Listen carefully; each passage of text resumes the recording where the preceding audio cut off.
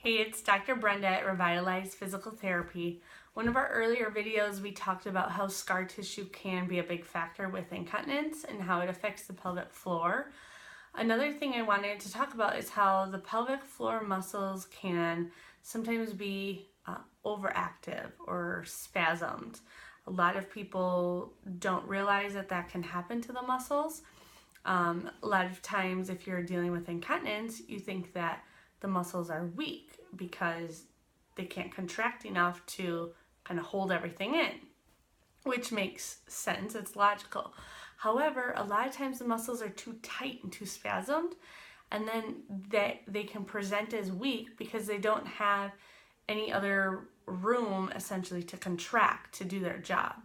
So when that happens, I'm going to show you here on my pelvis.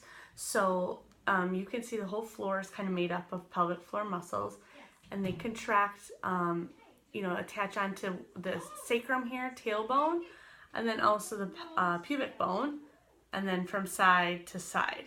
So it kind of attaches on all of the bony parts. And what happens is when they're sometimes too tight, they can pull on these areas and kind of shift them. So you might have pain on, for example, the pubic bone or in your groin or inner thigh because the muscles are pulling on it and they're too tight. So not only can you have incontinence issues, but you can also have pelvic pain, pressure, back pain, even internal pain like pain with intercourse. All of that can stem from the muscles being overactive. And a lot of times people do Kegels because they think that the muscles are weak. And in fact, that can actually make the issue a lot worse, make them a lot tighter. So if you're dealing with incontinence issues or even pelvic pain, back pain issues, best thing to do is have them checked out by a pelvic floor PT. Not just any PT, they have to be specialized in pelvic floor so they can adequately treat these issues.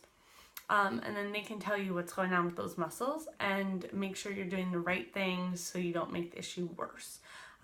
Incontinence is something that can be completely resolved. It's treatable. It's not something that you just have to deal with because you're getting older or you had a baby or maybe whatever other excuse you've been told in your life. So if you're dealing with some of these issues, you want some answers, give us a call. We would be happy to kind of take a look at them, but something to consider with the muscles maybe being too tight and too overactive. So hope this helps, and I hope you get answers.